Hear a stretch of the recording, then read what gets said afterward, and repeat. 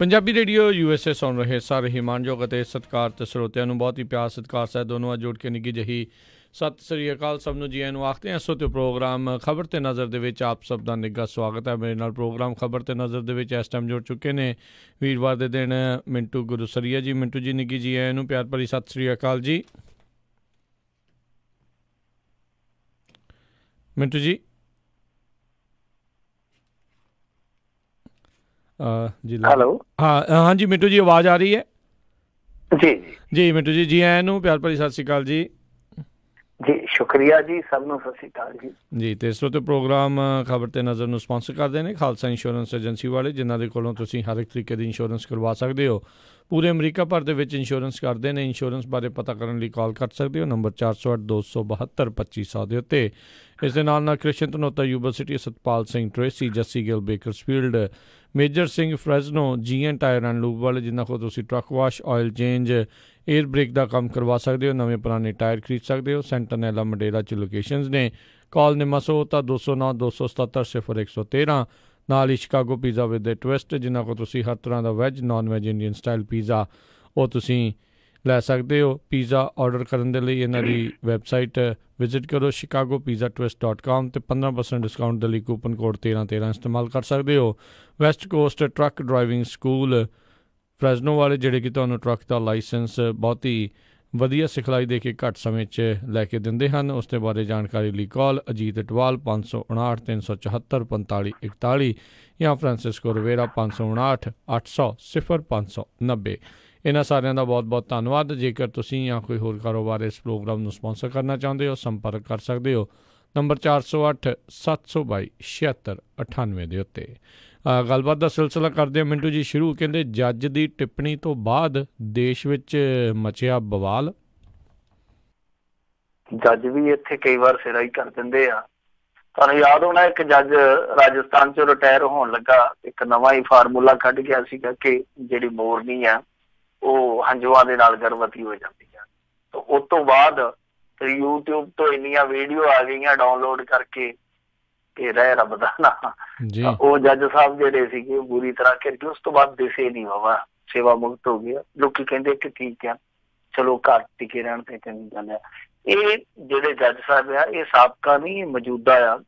ਦਰਅਸਲ Meghalaya high court ਆ ਜਿਹੜੀ ਮੇਘਾਲਿਆ ਹਾਈ ਕੋਰਟ ਆ ਉਹਦੇ ਜੱਜ ਆ SR ਸੈਨ। ਉਹਨਾਂ ਨੇ ਇੱਕ ਟਿੱਪਣੀ ਕੀਤੀ ਆ ਕਿ ਵੰਡ ਸਮੇਂ ਭਾਰਤ ਨੂੰ ਹਿੰਦੂ ਰਾਸ਼ਟਰ ਐਲਾਨਿਆ ਜਾਣਾ ਚਾਹੀਦਾ ਸੀ ਪਰ ਇਹ ਧਰਮ ਨਿਰਪੱਖ ਦੇਸ਼ ਬਣਿਆ ਰਿਹਾ। ਨਾਲ ਉਹਨਾਂ ਫਿਰ ਅੱਗੇ ਕਿਹਾ ਕਹਿੰਦੇ ਕਿ ਪਾਕਿਸਤਾਨ ਮੁਸਲਿਮ ਦੇਸ਼ ਬਣ ਗਿਆ ਤੇ ਇਸ ਤਰ੍ਹਾਂ ਭਾਰਤ ਵੀ ਹਿੰਦੂ ਰਾਸ਼ਟਰ ਐਲਾਨਿਆ ਜਾਣਾ ਚਾਹੀਦਾ ਸੀਗਾ।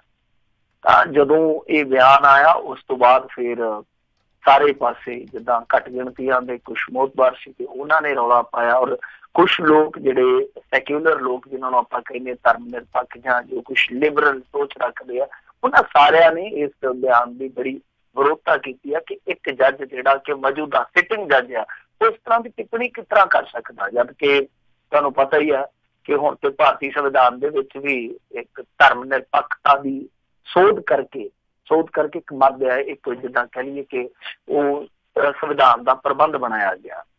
ਸੋ ਇਹ ਕਮਾਲ ਦੀ ਗੱਲ ਆ ਕਿ ਸਾਡਾ ਇੱਥੋਂ ਦਾ ਜਿਹੜਾ ਜੁਡੀਸ਼ਰੀ ਦਾ ਸਿਸਟਮ ਹੈ ਉਹਦੇ ਵਿੱਚ ਕੁਛ ਲੋਕ ਐਸੇ ਬੈਠੇ ਆ ਜਿਹੜੇ ਉਸ ਸੰਵਿਧਾਨ ਨੂੰ ਜਾਂ ਸੰਵਿਧਾਨ ਦਾ ਮੂਲ ਜਾਂ ਇਸ ਦੇਸ਼ ਦੀ ਜਿਹੜੀ ਬੁਨਿਆਦ ਆ ਉਹਨੂੰ ਵੀ ਨਹੀਂ ਸਮਝਣ ਦਾ ਯਤਨ ਕਰ ਰਹੇ ਜਾਂ ਫਿਰ ਇਹ ਵੀ ਲੋਕ ਕਹਿ ਰਹੇ ਆ ਕਿ ਇਹ ਸਭ ਕੁਛ ਇੱਕ ਪਲੈਨਿੰਗ ਦੇ ਨਾਲ ਕੀਤਾ ਗਿਆ ਇੱਕ ਵਿਚਾਰਧਾਰਾ ਵੱਲੋਂ ਔਰ ਉਹ ਲੋਕ ਸਮੇਂ ਤੇ ਆਪਣੇ ਪਦਵੀਆਂ ਤੇ ਆਪਣੇ ਅਹੁਦਿਆਂ ਤੇ ਬੈਠੇ ਉਸ ਚੀਜ਼ ਦਾ ਪ੍ਰਚਾਰ ਕਰ ਜਾਂਦੇ ਆ ਗਾਏ ਬਗਾਏ। ਤੇ ਕੁਛ ਲੋਕ ਇਹ ਵੀ ਕਹਿੰਦੇ ਕਿ ਜੇ ਸਰਕਾਰ ਚਲੇ ਜਾਊਗੀ ਤਾਂ ਇਹ ਜਿਹੜੀ ਅੰਸ਼ ਬੀਜ ਕੇ ਗਈ ਆ ਤਾਂ ਇਹ ਅੰਸ਼ ਫੁੱਟਦੇ ਰਹਿਣਗੇ ਇਸੇ ਤਰ੍ਹਾਂ ਹੀ ਚਾਹੇ ਉਹ ਕਲਾ ਦੇ ਖੇਤਰ 'ਚ ਹੋਣ ਚਾਹੇ ਉਹ ਸਿੱਖਿਆ ਦੇ ਖੇਤਰ 'ਚ ਹੋਣ ਚਾਹੇ ਜੁਡੀਸ਼ਰੀ ਦੇ ਖੇਤਰ 'ਚ ਹੋਣ। ਪਰ ਵਿਰੋਧਤਾ ਕਾਫੀ ਹੋਈ ਹੈ ਇਸ ਬਿਆਨ ਦੀ। ਕੁਛ ਜੁਡੀਸ਼ਰੀ ਦੇ ਜਿਹੜੇ ਸਾਬਕਾ ਮਾਹਰ ਨੇ ਜਾਂ ਜਿਹੜੇ ਸਾਬਕਾ ਜੱਜ ਆ ਉਹਨਾਂ ਨੇ ਵੀ ਨਾਰਾਜ਼ਗੀ ਪ੍ਰਗਟਾਈ ਆ। ਓਵੈਸੀ ਨੇ ਵੀ ਬਿਆਨ ਦੀ ਆਲੋਚਨਾ ਕੀਤੀ ਆ। ਉਧਰ ਅਬਦੁੱਲਾ ਨੇ ਵੀ ਇਹਦਾ ਕਰੜਾ ਨੋਟ ਸੁਣਿਆ। ਕਾਫੀ ਵੱਡੇ ਪੱਧਰ ਤੇ ਹਲਚਲ ਹੋਈ ਆ ਪਰ ਕੁੱਲ ਮਿਲਾ ਕੇ ਜੱਜ ਸਾਹਿਬ ਆ ਜਿਹੜੇ ਉਹ ਚੁੱਪ ਆ ਉਹ ਸ਼ਾਂਤ ਆ। ਉਹਨਾਂ ਨੂੰ ਬੋਲਣਾ ਚਾਹੀਦਾ ਹੁਣ ਅੱਗੇ ਦੱਸਣਾ ਚਾਹੀਦਾ। ਵੈਸੇ ਉਹਨਾਂ ਨੇ ਤੇ ਇੱਥੋਂ ਤੱਕ ਵੀ ਪ੍ਰਪੋਜ਼ਲ ਦਿੱਤੀ ਆ ਕਿ ਹੁਣ ਇਹ ਕੰਮ ਕਰ ਦੇਣਾ ਚਾਹੀਦਾ ਕਿ ਜਿਹੜੇ ਗਵਾਂਢੀ ਦੇਸ਼ਾਂ ਦੇ ਵਿੱਚੋਂ, ਜਿੱਦਾਂ ਬੰਗਲਾਦੇਸ਼ ਆ, ਸ੍ਰੀਲੰਕਾ ਜਾਂ ਕਿ ਅਫਗਾਨਿਸਤਾਨ ਆ ਜਾਂ ਕਿ ਪਾਕਿਸਤਾਨ ਹੈ, ਇਹਨਾਂ ਦੇ ਵਿੱਚੋਂ ਜੇ ਕੋਈ ਹਿੰਦੂ ਆਉਂਦਾ ਤਾਂ ਉਹਨਾਂ ਨੂੰ ਨਾਗਰਿਕਤਾ ਦਿਓ ਖੁੱਲੇ ਰੂਪ ਦੇ ਵਿੱਚ।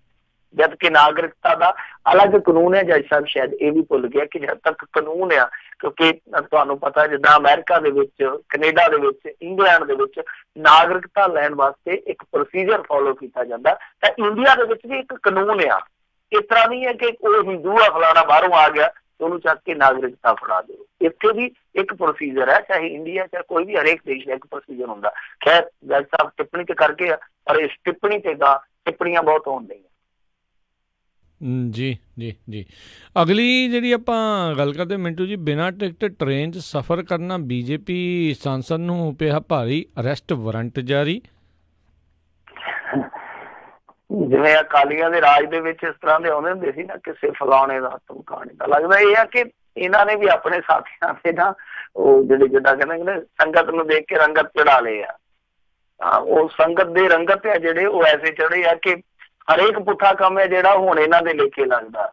ਇੱਕ ਇਹਨਾਂ ਦਾ ਬੰਦਾ ਸੀਗਾ ਪਿੱਛੇ ਜੇ, ਉਹ ਫੜਿਆ ਗਿਆ ਸੀਗਾ ਪਾਸ ਲਾ ਕੇ, ਜਿੱਦਾਂ VIP ਪਾਸ ਹੁੰਦੇ ਆ ਨਾ ਜਿਹੜੇ ਸੰਸਦ ਦੇ ਵਿੱਚ ਜਾਂਦੇ ਆ ਮੈਂਬਰ ਪਾਰਲੀਮੈਂਟ, ਉਹਨਾਂ ਨੂੰ ਜਿਹੜੇ VIP ਪਾਸ ਮਿਲਦੇ ਆ, ਤਾਂ ਉਹ ਕਾਪੀ ਕਰਕੇ ਅਸਲੀ ਜਿਹੜਾ ਪਾਸ ਸੀ ਉਹ ਤੇ ਰਿਸ਼ਤੇਦਾਰਾਂ ਨੂੰ ਦਿੱਤਾ ਸੀਗਾ, ਆਪ ਕਾਪੀ ਕਰਕੇ ਲਾ ਕੇ ਆਇਆ ਸੀਗਾ। ਉਹ ਫੜਿਆ ਗਿਆ। ਹੱਥ ਦੇ ਵਿੱਚ ਚਲੋ ਹੋਣਾ ਤੇ ਕੀ ਸੀਗਾ, ਉਹ ਇੱਕ ਸਟੇਟ ਦਾ ਮੁੜ ਕੇ ਗਵਰਨਰ ਵੀ ਬਣ ਗਿਆ, ਉਹਨੂੰ ਨਾਮ ਦੇ ਦਿੱਤਾ ਗਿਆ ਸੀ। ਇਹਨਾਂ ਦਾ ਹੀ ਇੱਕ ਮੈਂਬਰ ਪਾਰਲੀਮੈਂਟ ਸੀਗਾ ਜਿਹੜਾ ਪਹਿਲਾਂ, ਉਹ ਇੱਕ ਬੀਬੀ ਨੂੰ, ਪੰਜਾਬੀ ਬੀਬੀ ਸੀਗੀ, ਉਹਨੂੰ ਬਾਹਰ ਟਪਾਉਣ ਦੇ ਚੱਕਰ 'ਚ, ਕਬੂਤਰਬਾਜ਼ੀ ਦੇ ਚੱਕਰ 'ਚ ਫੜਿਆ ਗਿਆ। ਪੁੱਠੇ ਸਿੱਧੇ ਕਾਰੇ ਜਿਹੜੇ ਚੱਲਦੇ ਆ। ਇਹਨਾਂ ਦਾ ਇੱਕ ਬੰਦਾ ਸੀਗਾ IT ਸੈੱਲ ਦਾ ਹੀ ਆ, ਮੁੜ ਕੇ ਇਹਨਾਂ ਨੇ ਵੈਸੇ ਇਨਕਾਰ ਕੀਤਾ ਸੀਗਾ। ਉਹ ਪਿੱਛੇ ਜੇ IS ਨੂੰ ਸੂਚਨਾਵਾਂ ਦੇਣ ਦੇ ਦੋਸ਼ ਹੇਠ ਫੜੇ ਗਏ ਸੀ। ਉਹਨਾਂ ਦਾ ਗਰੋਹ ਇੱਕ ਫੜਿਆ ਗਿਆ ਸੀ ਭੋਪਾਲ ਦੇ ਵਿੱਚੋਂ। ਇੱਕ ਮੋਦੀ ਆਰਮੀ ਚਲਾਉਂਦਾ ਸੀ ਤੇ ਨਾਲ ਚਕਲਾ ਵੀ ਚਲਾਈ ਜਾਂਦਾ ਸੀ, ਤਾਂ ਉਹਨੂੰ ਵੀ ਫੜ ਲਿਆ। ਆਹ ਹੁਣ ਨਵਾਂ ਇੱਕ ਕੇਸ ਆ, ਬੜਾ ਦਿਲਚਸਪ ਆ ਕਿ ਇਹਨਾਂ ਦਾ ਬੜਾ ਵੱਡਾ ਆਗੂ ਆ, ਬੜਾ ਭੜਕਾਊ ਆਗੂ ਕਹਿ ਸਕਦੇ ਆ, ਰਾਮ ਸ਼ੰਕਰ ਕਠੇਰੀਆ, ਉਹਦੇ ਵਿਰੁੱਧ ਹੁਣ ਗ੍ਰਿਫਤਾਰੀ ਵਾਰੰਟ ਜਾਰੀ ਕੀਤੇ ਗਿਆ ਕੋਰਟ ਵੱਲੋਂ। ਕਿਉਂਕਿ ਇਹਦੇ ਤੇ ਇੱਕ ਕੇਸ ਇਹ ਸੀਗਾ ਕਿ ਇੱਕ ਤੇ ਇਹ ਬਿਨਾਂ ਟਿਕਟ ਤੋਂ ਯਾਤਰਾ ਕਰਦਾ ਪਿਆ ਸੀਗਾ। ਫਿਰ ਜਦੋਂ ਇਹਨੂੰ ਫੜ ਲਿਆ ਗਿਆ ਤੇ ਉੱਥੇ ਧੱਕਾ ਮੁੱਕੀ ਕਰਕੇ ਜਿਹੜੇ ਇਹਦੇ ਰਾਲ ਦੇ ਵੀ ਸੀਗੇ ਉਹਨਾਂ ਨੂੰ ਵੀ ਲੈ ਗਿਆ ਉੱਥੋਂ ਛੁਡਾ ਕੇ, ਤਾਂ ਉਹ ਇੱਕ ਮੁਕੱਦਮਾ ਕਰ ਦਿੱਤਾ ਰੇਲਵੇ ਦੇ ਵਿੱਚ। ਫਿਰ ਇਹੋ ਜਿਹਾ ਬੰਦਾ ਕਠੇਰੀਆ ਜਿਹੜਾ ਐਡਾ ਕਠੋਰ ਬੰਦਾ ਕਿ ਅਦਾਲਤ ਦੇ ਵਿੱਚ ਵੀ ਨਹੀਂ ਗਿਆ, ਅਦਾਲਤ ਨੇ ਚੱਕ ਕੇ ਹੁਣ ਇਹਦੇ ਅਰੈਸਟ ਵਾਰੰਟ ਜਿਹੜੇ ਉਹ ਕੱਢ ਦਿੱਤੇ ਆ। ਤੋ ਦੇਖਦੇ ਆ ਹੁਣ ਗ੍ਰਿਫਤਾਰੀ ਹੁੰਦੀ ਹੈ ਜਾਂ ਜ਼ਮਾਨਤ ਲੈਂਦਾ ਜਾਂ ਕੀ ਇਹ ਨਵੇੜਾ ਹੁੰਦਾ। ਪਰ ਇਹ ਦੇਖ ਲਓ ਹੁਣ ਤੁਸੀਂ ਕਿ ਟ੍ਰੇਨ ਦੀ ਟਿਕਟ ਵੀ ਨਹੀਂ ਕਟਵਾਉਂਦੇ।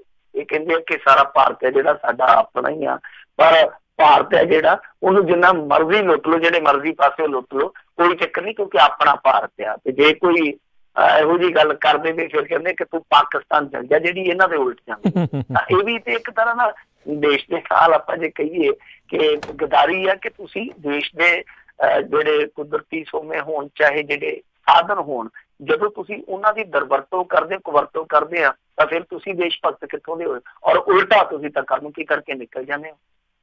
ਜੀ ਜੀ ਬਿਲਕੁਲ। ਤੇ ਮਿੰਟੂ ਜੀ ਅਗਲੀ ਜਿਹੜੀ ਖਬਰ ਦੇ ਤੇ ਨਜ਼ਰ ਮਾਰਦੇ ਆ, ਕਹਿੰਦੇ ਜਦੋਂ ਦੀ ਯਾਰੀ ਟੁੱਟੀ ਆ ਹੁਣ GK ਤੇ ਕਹਿੰਦੇ ਚੱਲੇਗਾ ਭ੍ਰਿਸ਼ਟਾਚਾਰ ਦਾ ਮਾਮਲਾ, ਅਦਾਲਤ ਨੇ ਦਿੱਤੇ ਆ ਹੁਕਮ। ਦੇਖੋ GK ਦਾ ਜਿਹੜਾ ਰੌਲਾ ਪਿਆ ਸੀਗਾ, GK ਦੇ ਅਸਤੀਫੇ ਵੀ ਆਏ ਸੀਗੇ ਬਾਅਦ ਦੇ ਵਿੱਚ, ਫਿਰ ਉਹ ਅਸਤੀਫੇ ਲਤੀਫੇ ਬਣ ਗਏ, ਕਈ ਉਹ ਚੱਕਰ ਜੇ ਚੱਲੇ ਸੀ ਉਹਨਾਂ ਦਿਨਾਂ ਦੇ ਵਿੱਚ। ਫਿਰ ਬਾਅਦ ਦੇ ਵਿੱਚ ਕਾਰਜਕਾਰਨੀ ਜਿਹੜੀ ਭੰਗ ਕਰ ਦਿੱਤੀ ਗਈ। ਕਾਰਜਕਾਰਨੀ ਭੰਗ ਵੀ ਸ਼ਾਇਦ ਇਸੇ ਕਰਕੇ ਹੀ ਕੀਤੀ ਗਈ ਸੀਗੀ ਕਿ ਮਨਜੀਤ ਸਿੰਘ GK ਨੂੰ ਲਾਂਭੇ ਕੀਤਾ ਜਾਵੇ। ਜੇ ਉਹਨੂੰ ਇਕੱਲੇ ਨੂੰ ਤੋੜਿਆ ਜਾਂਦਾ ਤੇ ਫਿਰ ਨਮੋਸ਼ੀ ਜ਼ਿਆਦਾ, ਤੇ ਨਾਲੇ ਜਦੋਂ ਇਸ ਤਰ੍ਹਾਂ ਰਲ ਕੇ ਚੱਲੇ ਹੋਣ, ਬਹੁਤ ਸਾਰਿਆਂ ਦੇ ਰਾਜ GK ਕੋਲ ਹੋਣਗੇ, GK ਦੇ ਰਾਜ ਬਹੁਤ ਸਾਰੇ ਉਹਨਾਂ ਕੋਲ ਆ, ਉਹਨਾਂ ਨੇ ਖੋਲ ਦਿੱਤੇ ਆ। ਸ਼ਾਇਦ GK ਨੂੰ ਥੋੜਾ ਬਹੁਤਾ ਸਨਮਾਨ ਦੇਣਾ ਬਣਦਾ ਸੀਗਾ, ਉਹਨਾਂ ਨੇ ਦਿੱਤਾ।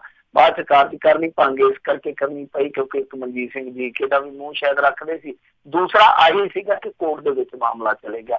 ਹੁਣ ਕੋਰਟ ਦੇ ਵਿੱਚ ਮਾਮਲਾ ਵੀ ਕੋਈ ਤੀਸਰਾ ਬੰਦਾ ਨਹੀਂ ਲੈ ਕੇ ਜਾਂਦਾ, ਇਹਨਾਂ ਦੇ ਆਪਣੇ ਬੰਦੇ ਨੇ ਉਹ ਮਾਮਲਾ ਖੜਿਆ, ਸ਼ੰਤੀ ਨੇ, ਗੁਰਬੀਰ ਸਿੰਘ ਸ਼ੰਤੀ ਨੇ। ਤੇ ਉਹਦੇ ਕੋਲ ਪਲੰਦਾ ਸੀਗਾ ਸਬੂਤਾਂ ਦਾ, ਐਡਾ ਵੱਡਾ ਥੱਬਾ ਸੀਗਾ। ਮੈਂ ਪਹਿਲੇ ਦਿਨ ਤੋਂ ਹੀ ਕਹਿੰਦਾ ਸੀਗਾ ਕਿ ਜਿਹੋ ਜਿਹੇ ਉਹਦੇ ਕੋਲ ਮਜ਼ਬੂਤ ਤੱਥ ਆ ਉਹ ਬੰਦਾ ਖਲਾਰਾ ਪਾਊਗਾ ਹੀ ਪਾਊਗਾ। ਤਾਂ ਉਹਨੇ ਜਾ ਕੇ ਅਦਾਲਤ ਦੇ ਵਿੱਚ ਉਹ ਪਲੰਦਾ ਰੱਖ ਦਿੱਤਾ। ਅਦਾਲਤ ਨੇ 2-3 ਸੁਣਵਾਈਆਂ ਕੀਤੀਆਂ। ਹੁਣ ਉਹਨਾਂ ਨੇ ਕਹਿ ਦਿੱਤਾ ਕਿ 24 ਘੰਟਿਆਂ ਦੇ ਅੰਦਰ ਅੰਦਰ ਇਹਨਾਂ ਤੇ FIR ਦਰਜ ਕਰੂਗਾ। ਇਹਦਾ ਮਤਲਬ ਇਹ ਆ ਕਿ ਗੁਰਮੀਤ ਸ਼ੰਟੀ ਨੇ ਜਿਹੜੇ ਦੋਸ਼ ਲਾਏ ਸੀ, ਜਿਨ੍ਹਾਂ ਤੇ ਆਪਾਂ ਕਾਫੀ ਦਫਾ ਵਿਚਾਰ ਵੀ ਕੀਤੀ ਆ ਕਿ ਇੱਕ ਤੇ 51 ਲੱਖ ਦਾ ਗਬਨ ਹੈ ਜਿਹੜਾ ਉਹ ਆ ਕੇ ਬਾਹਰੋਂ ਕਿਸੇ ਸੰਗਤ ਨੇ 51 ਲੱਖ ਰੁਪਈਏ ਦਾ ਦਾਨ ਭੇਜਿਆ ਸੀਗਾ। ਉਹ ਦਾਨ ਇਹਨਾਂ ਨੇ ਹੀ ਕਿਸੇ ਪਾਸੇ ਜਿਹੜਾ ਉਹ ਧਾਰਮਾਨ ਕਰ ਦਿੱਤਾ। ਫਿਰ ਤੋਂ ਇਲਾਵਾ ਕੁਛ ਕਿਤਾਬਾਂ ਦੀ ਛਪਾਈ ਆ ਜਿਹਦੇ ਵਿੱਚ 38 ਲੱਖ ਰੁਪਏ ਦੇ ਗਬਨ ਦਾ ਦੋਸ਼ ਆ। ਉਹ ਜਿਹੜੀ ਫਰਮ ਇਹਨਾਂ ਨੇ ਆਖਿਆ ਸੀਗਾ ਕਿ ਜਿਹਦੇ ਤੋਂ ਛਪਾਇਆ ਉਹ ਆਪ ਹੀ ਸਾਹਮਣੇ ਆ ਗਈ। ਉਹ ਕਹਿੰਦੀ ਕਿ ਸਾਡੇ ਕੋਲ ਇਸ ਤਰ੍ਹਾਂ ਦੀ ਛਪਾਈ ਹੋਈ ਨਹੀਂ। ਤਾਂ ਜਦੋਂ ਫਰਮ ਆ ਕੇ ਕਹਿੰਦੀ ਆ ਕਿ ਸਾਡੇ ਕੋਲ ਇਸ ਤਰ੍ਹਾਂ ਦਾ ਕੋਈ ਛਾਪਾ ਹੋਇਆ ਹੀ ਨਹੀਂ ਹੈ, ਕੋਈ ਛਪਾਈ ਹੋਈ ਨਹੀਂ ਹੈ, ਤੇ ਫਿਰ ਉਹਦੇ ਚ ਰਹਿ ਕੀ ਗਿਆ? ਗੋਡੇ ਰਹਿ ਗਏ ਉਹਦੇ ਚ, ਜਦੋਂ ਉਹ ਤੇ ਸਾਫ਼ ਕਹੀ ਜਾਂਦੇ ਕਿ ਘਪਲਾ। ਫਿਰ ਤੋਂ ਇਲਾਵਾ ਜਿਹੜੀ ਕੰਪਨੀ ਨੂੰ ਬੰਦ ਕੀਤਾ ਸੀਗਾ ਭਾਰਤ ਸਰਕਾਰ ਵੱਲੋਂ, ਉਸੇ ਨਾਲ ਹੀ ਲੈਣ ਦੇਣ ਕਰੀ ਜਾਂਦੇ ਗੁਰੂ ਕੀ ਗੋਲਕ ਦੇ ਵਿੱਚ। ਔਰ ਉਹ ਕੰਪਨੀ ਕਹਿੰਦੀ ਆ ਕੰਪਨੀ ਇਹਦੀ ਧੀ ਤੇ ਇਹਦੇ ਜਵਾਈ ਦੀ ਆ। ਮਾਮਲਾ ਜਿਹੜਾ ਉਹ ਸਾਰਾ ਸਪਸ਼ਟ ਸੀਗਾ। FIR ਦਰਜ ਹੋਣੀ ਇੱਕ ਬਹੁਤ ਵੱਡਾ ਝਟਕਾ ਹੈ। ਤਾਂ ਇਸੇ ਝਟਕੇ ਤੋਂ ਬਚਣ ਦੀ ਸ਼ਾਇਦ ਕਾਰਜਕਾਰਨੀ ਭੰਗ ਕਰ ਦਿੱਤੀ ਗਈ ਸੀ। ਜੀਕੇ ਅਸਤੀਫਾ ਨਹੀਂ ਸੀ ਦਿੰਦਾ, ਜੀਕੇ ਇਸੇ ਕਰਕੇ ਅੜਦਾ ਸੀਗਾ ਕਿ ਮੇਰੇ ਤੇ ਦੋਸ਼ ਲੱਗੇ ਆ, ਜਾਂ ਉਹਦਾ ਕਹਿਣ ਦਾ ਮਤਲਬ ਸੀ ਯਾਰ ਮੈਨੂੰ ਇਕੱਲੇ ਨੂੰ ਕਿਉਂ ਰਗੜਦੇ ਹੋ, ਸਾਰੇ ਹੀ ਆ, ਮਾੜਾ ਮੋਟਾ ਤਾਂ ਹੁੰਦਾ ਹੀ ਆ। ਤਾਂ ਇਸ ਕਰਕੇ ਜੀਕੇ ਨੇ ਕਾਰਜਕਾਰਨੀ ਦੀ ਜਿਹੜੀ ਬੈਠਕ ਸੀ ਉਹਦੇ ਵਿੱਚ ਕਾਫੀ ਹੰਗਾਮਾ ਵੀ ਕੀਤਾ। ਬਹਰਹਾਲ ਮਨਜੀਤ ਸਿੰਘ ਜੀਕੇ ਫਸ ਗਿਆ। ਹੁਣ ਦੇਖੋ ਅਕਾਲੀ ਦਲ ਨੇ ਇਕਾਈ ਉਹ ਭੰਗ ਕਰ ਦਿੱਤੀ ਹੈ, ਕਿਉਂਕਿ ਉੱਥੋਂ ਦੀ ਇਕਾਈ ਦਾ ਜਿਹੜਾ ਸੀਗਾ ਸਰਬਰਾਹ ਉਹ ਸੀਗਾ ਮਨਜੀਤ ਸਿੰਘ ਜੀਕੇ। ਇਕਾਈ ਭੰਗ ਕਰ ਦਿੱਤੀ, ਕਹਿਣ ਦਾ ਮਤਲਬ ਕਿ ਸਾਰਾ ਇਹਨਾਂ ਨੇ ਆਪਣਾ ਬਚਾਅ ਕਰ ਲਿਆ। ਤਾਂ ਮਨਜੀਤ ਸਿੰਘ ਜੀਕੇ ਹੁਣ ਬਿਲਕੁਲ ਇਕੱਲਾ ਪੈ ਗਿਆ ਔਰ ਉਹਨੂੰ ਇਹ ਚੀਜ਼ ਜਿਹੜੀ ਆ ਫੇਸ ਕਰਨੀ ਪਊ। ਹਾਂ, ਇਹਦੇ ਵਿੱਚ ਇੱਕ ਚੀਜ਼ ਹੋਰ ਵੀ ਵੇਖਣ ਵਾਲੀ ਆ ਕਿ ਆਮ ਤੌਰ ਤੇ ਅਸਤੀਫਾ ਮੰਗ ਲੈਂਦੇ ਆ ਨਾ, ਜੇ ਕੋਈ ਮਾੜਾ ਜਿਹਾ ਕਿਸੇ ਦਾ ਦੋਸ਼ ਹੋਵੇ ਜਾਂ ਕਿਸੇ ਤੇ ਦੋਸ਼ ਲੱਗਾ ਹੋਵੇ, ਜਿੱਦਾਂ ਸੁਖਪਾਲ ਖਹਿਰੇ ਨੂੰ ਘੇਰਿਆ ਸੀਗਾ ਇਹਨਾਂ ਨੇ, ਤਾਂ ਮਨਜੀਤ ਸਿੰਘ ਜੀਕੇ ਤੇ ਹਿਸਾਬ ਲਾ ਲਓ ਵੀ 1.5 ਮਹੀਨਾ ਪਹਿਲਾਂ ਦੇ ਦੋਸ਼ ਲੱਗੇ ਆ ਔਰ ਇਹਨਾਂ ਦੇ ਬੰਦੇ ਨੇ ਲਾਏ ਆ। ਇਹ ਜਿਹੜੇ ਪ੍ਰਧਾਨ ਸਾਹਿਬ ਹੈ ਸੁਖਬੀਰ ਸਿੰਘ ਬਾਦਲ ਹੈ, ਉਹਨਾਂ ਨੇ ਦੰਦ ਤੋਂ ਦੰਦ ਨਹੀਂ ਚੁੱਕਿਆ ਤੇ ਨਾ ਹੀ ਉਹਨਾਂ ਦੇ IT ਸੈੱਲਾਂ ਲਈ ਜਿਹੜੇ ਦੂਜਿਆਂ ਨੂੰ ਜਾ ਕੇ ਟਕੋਰਾਂ ਕਰਦੇ। ਕਿਸੇ ਨੇ ਨਹੀਂ ਆਖਿਆ ਕਿ ਮਨਜੀਤ ਸਿੰਘ ਜੀਕੇ ਨੂੰ ਜਦੋਂ ਤੱਕ ਕਲੀਨ ਚਿੱਟ ਨਹੀਂ ਮਿਲਦੀ ਉਦੋਂ ਤੱਕ ਅਸਤੀਫਾ ਦੇ ਦੇਣਾ ਚਾਹੀਦਾ।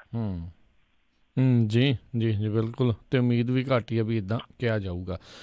ਅਗਲੀ ਜਿਹੜੀ ਮਿੰਟੂ ਜੀ ਗੱਲ ਕਰਦੇ ਹਾਂ, ਜਿਹੜਾ ਵਿਧਾਨ ਸਭਾ ਦਾ ਜਿਹੜਾ ਸੈਸ਼ਨ ਆ ਉਹ ਹੋਰ ਸੁੰਗੜਿਆ, ਆਮ ਆਦਮੀ ਪਾਰਟੀ ਨੇ ਨਿਖੇਧੀ ਕੀਤੀ ਆ। ਮੇਰੇ ਖਿਆਲ ਦੇ ਨਾਲ ਤੇ ਫੇਸਬੁੱਕ ਤੇ ਲਾਈਵ ਹੀ ਕਰ ਲੈਣਾ ਚਾਹੀਦਾ। ਉਧਰੋਂ ਉਹਨਾਂ ਨੂੰ ਲੈ ਕੇ ਤੇ ਨਾਲ ਉੱਥੇ ਬਹਿ ਕੇ ਕੈਪਟਨ ਅਮਰਿੰਦਰ ਸਿੰਘ ਲਾਈਵ ਕਰ ਲਿਆ ਕਰੇ, 1 ਘੰਟਾ 2 ਘੰਟੇ ਤੇ ਗੱਲਾਂ ਬਾਤਾਂ ਹੋ ਜਾਣਾ, ਖਰਚਾ ਤੇ ਬਚੇ। ਕਿਉਂਕਿ ਪਿਛਲੀ ਵਾਰੀ ਜਦੋਂ ਸਵਾਲ ਉੱਠੇ ਸੀ ਤੁਹਾਨੂੰ ਚੇਤੇ ਹੋਣਾ, ਕਹਿੰਦੇ ਕੈਪਟਨ ਅਮਰਿੰਦਰ ਸਿੰਘ ਨੇ ਆਖਿਆ ਸੀਗਾ ਕਿ ਖਰਚਾ ਤੁਹਾਨੂੰ ਪਤਾ ਕਿੰਨਾ ਹੁੰਦਾ, ਇੱਕ ਦਿਨ ਦਾ 70 ਲੱਖ ਰੁਪਈਆ ਖਰਚਾ ਹੁੰਦਾ। ਤਾਂ ਖਰਚਾ ਬਚਾਉਣਾ ਚਾਹੀਦਾ, ਇੱਕ ਦਿਨ ਵੀ ਐਵੇਂ ਕਾਹਤੋਂ ਖੂਹ ਖਾਤੇ ਚ ਪਾਉਣਾ। ਸੋ ਇਹਨਾਂ ਨੇ ਹੁਣ ਇੱਕ ਦਿਨ ਹੀ ਰੱਖਿਆ ਕਿਉਂਕਿ ਅੱਜ ਦਾ ਦਿਨ ਸੀਗਾ ਜਿਹੜਾ ਉਹ ਤੇ ਮੈਚ ਚੱਲਿਆ 9-10 ਮਿੰਟ ਸੈਸ਼ਨ, ਇਹਨਾਂ ਨੇ ਸ਼ਰਧਾਂਜਲੀ ਸਮਾਗਮ ਕੀਤਾ। ਹੁਣ ਤੁਸੀਂ ਵੇਖੋ ਕਮਾਲ ਦੀ ਇਹਨਾਂ ਦੀ ਦੋਗਲੀ ਨੀਤੀ ਹੁੰਦੀ ਹੈ। ਇੱਕ ਪਾਸੇ ਕਹਿੰਦੇ ਕਿ 70 ਲੱਖ ਰੁਪਈਆ ਖਰਚਾ ਆਉਂਦਾ ਤੇ ਦੂਸਰੇ ਪਾਸੇ 11 ਮਿੰਟ ਕੰਮ ਸ਼ਰਧਾਂਜਲੀ ਦਿੱਤੀ, ਚਲੋ ਕੋਈ ਗੱਲ ਨਹੀਂ ਕੰਮ ਨਿਬੜਿਆ, ਉਸ ਤੋਂ ਬਾਅਦ ਤੁਸੀਂ ਦੂਸਰਾ ਕੰਮ ਚਲਾ ਲਓ। ਜਿਹੜਾ ਬਿਜ਼ਨਸ ਹੈ, ਜਿਹੜਾ ਕਾਰੋਬਾਰ ਹੈ, ਘੱਟੋ ਘੱਟ ਉਹ ਤੇ ਕਰੋ ਨਾ, ਉਹ ਬੈਠਕ ਤੇ ਚਲਾਓ। ਤਾਂ ਉਹ ਸ਼ਰਧਾਂਜਲੀ ਦੇ ਕੇ ਜਿੱਦਾਂ ਪੁਰਾਣੇ ਜ਼ਮਾਨੇ 'ਚ ਵਿਆਹ ਨਹੀਂ ਸੀ ਹੁੰਦਾ, ਉਹ ਲਿਖਿਆ ਹੁੰਦਾ ਸੀ ਵਿਆਹ ਦੇ ਕਾਰਡ ਦੇ ਵਿੱਚ ਅੱਜ ਭੋਗ, ਕੱਲ ਨੂੰ ਬਰਾਤ, ਪਰਸੋਂ ਰੋਟੀ, ਏਦਾਂ ਕਰਕੇ ਉਹ ਏਦਾਂ ਦਾ ਬਣਾ ਦਿੰਦੇ ਆ। ਅੱਜ ਸ਼ਰਧਾਂਜਲੀ ਸਮਾਗਮ, ਕੱਲ ਨੂੰ ਬਿਜ਼ਨਸ ਹੋਊਗਾ, ਪਰਸੋਂ ਨੂੰ ਅਣਮਿੱਥੇ ਸਮੇਂ ਲਈ ਜਿਹੜਾ ਸੈਸ਼ਨ ਉੱਠ ਜਾਊਗਾ। ਇਸ ਤਰ੍ਹਾਂ ਦਾ ਇੱਕ ਇਹਨਾਂ ਨੇ ਪੈਟਰਨ ਆਰੰਭਿਆ ਹੋਇਆ। ਤਾਂ ਮੇਰੇ ਖਿਆਲ ਦੇ ਨਾਲ ਇਹ ਬਹੁਤ ਘਟੀਆ ਗੱਲ ਆ ਜਿਹੜਾ ਇਹ ਕਹਿੰਦੇ ਆ ਕਿ ਦੇਖੋ ਜੀ ਖਰਚਾ ਕਿੰਨਾ, ਖਰਚਾ ਲੋਕਾਂ ਦੇ ਪੱਲਿਓਂ ਜਾਂਦਾ। ਖਰਚਾ ਇਹ ਨਹੀਂ ਹੈ ਕਿ ਤੁਸੀਂ ਜਾ ਕੇ ਉੱਥੇ ਚੌਂਕਾਂ ਦੇ ਵਿੱਚ ਕਟੋਰਾ ਫੜ ਕੇ ਇਕੱਠਾ ਕਰਕੇ ਲਿਆਉਣੇ ਲੋਕਾਂ ਦਾ, ਤੇ ਲੋਕਾਂ ਦੀ ਜੇ ਗੱਲ ਹੀ ਨਹੀਂ ਕਰਨੀ ਤੇ ਫਿਰ ਫਾਇਦਾ ਕੀ ਆ। ਤੋ ਆਮ ਆਦਮੀ ਪਾਰਟੀ ਦੇ ਕੋਈ ਬਿਖਰੀ ਹੋਈ ਆ, ਕਈ ਉਹਨਾਂ ਤੋਂ ਗਲਤੀਆਂ ਵੀ ਹੋਈਆਂ, ਕਈ ਉਹਨਾਂ 'ਚ ਊਣਤਾਈਆਂ ਵੀ ਆ, ਕਈ ਉਹਨਾਂ ਨੇ ਗੁਨਾਹ ਵੀ ਕੀਤੇ ਹੋਣਗੇ ਸਿਆਸੀ ਤੌਰ ਤੇ। ਪਰ ਇੱਕ ਗੱਲ ਹੈ ਕਿ ਇਹੋ ਜਿਹੇ ਮੁੱਦਿਆਂ ਤੇ ਉਹ ਹਾਲੇ ਵੀ ਹੈ ਜਿਹੜਾ ਅੜਦੇ ਪਿਆ। ਬੇਸ਼ੱਕ ਅੱਜ ਜਦੋਂ ਪ੍ਰੈਸ ਕਾਨਫਰੰਸ ਕੀਤੀ ਇਹਨਾਂ ਨੇ, ਇਹ ਵਿਚਾਰੇ ਇੱਕ ਸੋਫੇ ਤੇ ਪੂਰੇ ਆਏ ਪਏ ਸੀ ਤੇ ਲੋਕ ਥੱਲੇ ਟਿਚਰਾਂ ਕਰਨ ਡਏ ਸੀਗੇ। ਆ ਵਿਰੋਧੀ ਧਿਰ ਪੰਜਾਬ ਨੂੰ ਕਮਾਲ ਦੀ ਮਿਲੀ, ਇੱਕ ਸੋਫੇ ਤੇ ਹੀ ਪੂਰੀ ਆ ਜਾਂਦੀ ਹੈ। ਕਿਉਂਕਿ 5-6 ਜਾਣੇ ਸੀਗੇ। ਪਰ ਇਹਨਾਂ ਨੇ ਜਿਹੜੀ ਚੀਜ਼ ਕਹੀ ਆ ਮੈਂ ਉਹਦੇ ਨਾਲ 100% ਮੁਤਫਿਕ ਆ ਕਿ ਦੇਖੋ ਇਹਨਾਂ ਨੇ ਜਿੱਦਾਂ ਇੱਕ ਹਵਾਲਾ ਵੀ ਦਿੱਤਾ ਹੈ, ਕਹਿੰਦੇ ਕਿ ਜਿਹੜੀ ਇੱਥੋਂ ਦੀ ਵਿਧਾਨ ਸਭਾ ਉਹਦੀ ਰੂਲ ਬੁੱਕ ਆ, ਉਹਦੇ 14A ਦੇ ਵਿੱਚ ਇਹ ਪ੍ਰਬੰਧ ਆ ਕਿ 1 ਸਾਲ 'ਚ ਘੱਟੋ ਘੱਟ 40 ਬੈਠਕਾਂ ਲਾਜ਼ਮੀ ਨੇ। ਰਾਤ ਦੀਆਂ ਘੱਟੋ ਘੱਟ 40 ਬੈਠਕਾਂ ਲਾਜ਼ਮੀ ਨੇ। ਪਰ ਇੱਥੇ ਕੀ ਹੋ ਰਿਹਾ, ਇਹਨਾਂ ਨੇ ਨਾਲ ਇੱਕ ਹੋਰ ਫਿਗਰ ਆਊਟ ਕੀਤਾ। ਉਹ ਕਹਿੰਦੇ ਕਿ ਕੇਰਲ ਦੇ ਵਿੱਚ 17-18 ਸਾਲ ਜਿਹੜਾ ਗੁਜ਼ਰਿਆ, ਉਸ ਸਾਲ ਦੇ ਵਿੱਚ 152 ਬੈਠਕਾਂ ਹੋਈਆਂ ਵਿਧਾਨ ਸਭਾ ਦੀਆਂ, ਜਦ ਕਿ ਸਾਡੇ ਪੰਜਾਬ 'ਚ ਸਿਰਫ 19 ਬੈਠਕਾਂ ਹੋਈਆਂ। ਤਾਂ ਕਹਿਣ ਦਾ ਮਤਲਬ 1 ਸਾਲ ਦੇ ਵਿੱਚ 40 ਲਾਜ਼ਮੀ ਆ ਤੇ ਹੁਕਮੀਆਂ ਰਹੀਆਂ ਅੱਧੀਆਂ ਵੀ ਨਹੀਂ। ਤਾਂ ਇਹ ਦੇਖੋ, ਆਮ ਆਦਮੀ ਪਾਰਟੀ ਦਾ ਚਲੋ ਰਾਜਨੀਤੀ ਕਰਨੀ ਆ, ਉਹਨਾਂ ਦਾ ਰਾਜਨੀਤੀ ਕਰਨ ਦਾ ਕੋਈ ਢੰਗ ਆ, ਉਹਨਾਂ ਨੇ ਇਹੋ ਜਿਹੇ ਮੁੱਦੇ ਚੁੱਕਣੇ ਵੀ, ਉਭਾਰਨੇ ਵੀ ਆ। ਪਰ ਪੰਜਾਬ ਦੇ ਲੋਕਾਂ ਨੂੰ ਵੀ ਵੇਖਣਾ ਚਾਹੀਦਾ ਕਿ ਇਹਨਾਂ ਨੂੰ ਚੁਣਿਆ ਕਾਹਦੇ ਵਾਸਤੇ ਆ। ਤੇ ਜਿਹੜੇ ਇਜਲਾਸ ਹੀ ਨਹੀਂ ਇਸ ਤਰ੍ਹਾਂ ਖੁੱਲ੍ਹਾ ਰੱਖ ਸਕਦੇ ਜਿੱਥੇ ਗੱਲ ਕਰਨ ਦਾ ਹੀ ਟਾਈਮ ਨਾ ਹੋਵੇ, ਕਿਉਂਕਿ ਇੱਕ ਦਿਨ ਦੇ ਵਿੱਚ ਦੇਖੋ 250 ਸਵਾਲ ਲਾਈ ਬੈਠੇ ਆ। 250 ਸਵਾਲਾਂ ਦਾ ਕਿੱਥੇ ਸਮਾਂ ਹੋਊਗਾ? ਫਿਰ 23 ਧਿਆਨ ਦਵਾਊ ਮਤੇ ਆ, ਤਾਂ ਕਿਹਦਾ ਕੰਮ ਕਰਨਗੇ? ਕਹਿੰਦੇ ਸੀਗੇ ਜੀ ਐਡਵਾਈਜ਼ਰੀ ਕਮੇਟੀ ਦੇਖੂਗੀ, ਸੈਸ਼ਨ ਵਧਾ ਲਵਾਂਗੇ, ਲੋੜ ਪਈ ਵਧਾ ਲਵਾਂਗੇ। ਵਧਾਉਣਾ ਕਿਸੇ ਇਹਨਾਂ ਨੇ ਘਟਾ ਦਿੱਤਾ। ਤਾਂ ਮੇਰੇ ਖਿਆਲ ਦੇ ਨਾਲ ਬਹੁਤ ਗਲਤ ਹੈ, ਬਹੁਤ ਗਲਤ ਪਿਰਤ ਪੈ ਰਹੀ ਆ, ਕਿਉਂਕਿ ਅਕਾਲੀ ਭਾਜਪਾ ਸਰਕਾਰ ਨੇ ਵੀ ਇਹੋ ਕੀਤਾ ਸੀਗਾ, ਤਾਂ ਇਹ ਵੀ ਕਰਦੇ ਪਏ ਆ। ਲੋਕਾਂ ਨੂੰ ਥੋੜਾ ਜਿਹਾ ਆਪਣੇ ਜਿਹੜੇ ਨੁਮਾਇੰਦੇ ਉਹਨਾਂ ਨੂੰ ਜਵਾਬਦੇਹ ਬਣਾਉਣਾ ਚਾਹੀਦਾ ਕਿ ਭਾਈ ਸਾਹਿਬ ਤਮਾਸ਼ਾ ਤੁਸੀਂ ਕੀ ਬਣਾ ਰੱਖਿਆ। ਜੀ ਬਿਲਕੁਲ, ਇਹ ਬਹੁਤ ਅਹਿਮ ਗੱਲ ਆ। ਤਾਂ ਆਈ ਥਿੰਕ ਲੋਕਾਂ ਨੂੰ ਵੀ ਜਿਹੜੇ ਇਸ ਚੀਜ਼ ਨੂੰ ਸਮਝਣ ਦੀ ਜ਼ਰੂਰਤ ਆ ਵੀ ਜਿਹੜੀ ਸਰਕਾਰ ਆਉਂਦੀ ਆ ਕੀ ਤੁਹਾਡੇ ਲਈ ਇਹ ਬੈਠਕਾਂ ਕਰਦੀ ਆ, ਇਹ ਸੰਸਦ ਦੇ ਵਿੱਚ ਜਾਂਦੀ ਵੀ ਆ, ਵਿਧਾਨ ਸਭਾ 'ਚ ਬਹਿੰਦੀ ਵੀ ਆ, ਗੱਲਬਾਤ ਕਰਦੀ ਵੀ ਆ, ਕਿ ਬਸ ਉਵੇਂ ਜਿਹੜੇ ਬਸ ਪ੍ਰੈਸ ਕਾਨਫਰੰਸ ਕਰਕੇ ਹੀ ਜਿਹੜਾ ਬੁੱਤਾ ਸਾਰੀ ਜਾਂਦੇ ਆ। ਅਤੇ ਅਗਲੀ ਆਪਾਂ ਮਿੰਟ ਜੀ ਗੱਲ ਕਰਦੇ ਹਾਂ ਸਿੱਖਿਆ ਮੰਤਰੀ ਦੀ ਮੈਰੀਟੋਰੀਅਸ ਸਕੂਲਾਂ ਦੇ ਪ੍ਰਿੰਸੀਪਲਾਂ ਨੂੰ ਚੇਤਾਵਨੀ। ਹਲੇ ਕੋਈ ਚੇਤਾਵਨੀ ਦਿੰਦਾ ਜਾਂ ਝਟਕੇ ਦਿੰਦਾ, ਇਹਦੇ ਕੋਲ ਦੋ ਹੀ ਕੰਮ ਆ, ਹੋਰ ਤੇ ਕੁਛ ਹੈਗਾ ਨਹੀਂ ਆ। ਸੋ ਇਹਨੇ ਹੁਣ ਚੇਤਾਵਨੀ ਦੇ ਦਿੱਤੀ ਆ ਮੈਰੀਟੋਰੀਅਸ ਸਕੂਲਾਂ ਦੇ ਪ੍ਰਿੰਸੀਪਲਾਂ ਨੂੰ। ਪਹਿਲਾਂ ਤੇ ਇਹ ਆ ਕਿ ਮੈਰੀਟੋਰੀਅਸ ਸਕੂਲ ਕੀ ਆ, ਕਈ ਵਾਰ ਥੋੜਾ ਜਿਹਾ ਬੰਦਾ ਖਾ ਜਾਂਦਾ ਗੱਚਾ ਕਿ ਇਹ ਕੀ ਚੀਜ਼ ਆ। ਮੈਰੀਟੋਰੀਅਸ ਸਕੂਲ ਜਿਹੜੇ ਆ ਉਹ ਪੰਜਾਬ ਦੇ ਵਿੱਚ ਮੇਰੇ ਖਿਆਲ ਦੇ ਨਾਲ ਇਹਨਾਂ ਨੇ 10 ਕੁ ਬਣਾਏ ਸੀਗੇ, ਜੇ ਮੈਂ ਗਲਤ ਨਹੀਂ ਤਾਂ ਉਹ ਬਾਦਲ ਰਾਜ ਦੇ ਵਿੱਚ ਬਣੇ ਸੀਗੇ। ਇਹ ਵੈਸੇ ਚੰਗੀ ਸਕੀਮ ਸੀਗੀ ਬਾਦਲ ਸਰਕਾਰ ਦੀ। ਉਹਦੇ ਵਿੱਚ ਕੀ ਸੀਗਾ ਕਿ ਜਿੱਦਾਂ ਗਰੀਬ ਗੁਰਬੇ ਦੇ ਬੱਚੇ ਆ ਜਿਹੜੇ 80% ਤੋਂ ਉੱਤੇ ਨੰਬਰ ਲੈ ਜਾਂਦੇ ਸੀ 10ਵੀਂ ਦੇ ਵਿੱਚ, ਤਾਂ ਉਹਨਾਂ ਨੂੰ ਇਹਨਾਂ ਸਕੂਲਾਂ ਦੇ ਵਿੱਚ ਇੱਕ ਟੈਸਟ ਦੇ ਜ਼ਰੀਏ ਦਾਖਲਾ ਮਿਲਦਾ, ਔਰ ਉਸ ਤੋਂ ਬਾਅਦ ਸਮੁੱਚੀ ਜੋ ਉਹਨਾਂ ਨੂੰ ਸਹੂਲੀਅਤ ਦਿੱਤੀ ਜਾਂਦੀ ਉਹ ਫ੍ਰੀ ਹੁੰਦੀ। ਮਤਲਬ ਹੋਸਟਲ ਦਾ ਖਰਚਾ, ਮੈਡੀਕਲ ਦਾ ਖਰਚਾ, ਪੜ੍ਹਾਈ ਦਾ ਖਰਚਾ, ਕਾਸੇ ਦਾ ਵੀ ਕੋਈ ਖਰਚਾ ਨਹੀਂ। ਮਤਲਬ ਕਿ ਬੱਚਾ ਜੇ ਗਿਆ ਤਾਂ +1 +2 ਤੱਕ ਉਹ ਬੱਚਾ ਬਿਲਕੁਲ ਫ੍ਰੀ ਪੜੂਗਾ। ਤਾਂ ਪੜ੍ਹਾਈ ਦਾ ਲੈਵਲ, ਪੜ੍ਹਾਈ ਦਾ ਮਿਆਰ ਵੀ ਉਦੋਂ ਵਧੀਆ ਸੀਗਾ। ਪਰ ਹੋਇਆ ਕਿ ਇਸ ਤਰ੍ਹਾਂ ਦੀਆਂ ਸਕੀਮਾਂ ਜਿਹੜੀਆਂ ਅਕਸਰ ਗ੍ਰਹਿਣੀਆਂ ਜਾਂਦੀਆਂ ਜਦੋਂ ਸਰਕਾਰਾਂ ਬਦਲਦੀਆਂ ਨੇ। ਤਾਂ ਜਿਹੜੀ ਇਹ ਸਰਕਾਰ ਆਈ ਇਹਨਾਂ ਨੇ ਤਾਂ ਮੈਰੀਟੋਰੀਅਸ ਸਕੂਲਾਂ ਦਾ ਬੇੜਾ ਹੀ ਗਰਕ ਕਰ ਦਿੱਤਾ। ਇਹ ਪ੍ਰਿੰਸੀਪਲਾਂ ਨੂੰ ਹੁਣ ਚੇਤਾਵਨੀ ਦਿੰਦੇ ਆ, ਤਾਂ ਤੁਸੀਂ ਜਾਣ ਕੇ ਹੈਰਾਨ ਹੋਵੋਗੇ ਇਹਨਾਂ ਸਕੂਲਾਂ ਦੇ ਵਿੱਚ ਪੱਕੇ ਪ੍ਰਿੰਸੀਪਲ ਹੀ ਹੈ ਨਹੀਂਗੇ। ਇਹ ਜਿਹੜੇ ਪ੍ਰਿੰਸੀਪਲ ਹੈ ਇਹਨਾਂ ਨੂੰ ਐਡੀਸ਼ਨ ਚਾਰਜ ਦਿੱਤੇ ਗਏ ਨਾਲ।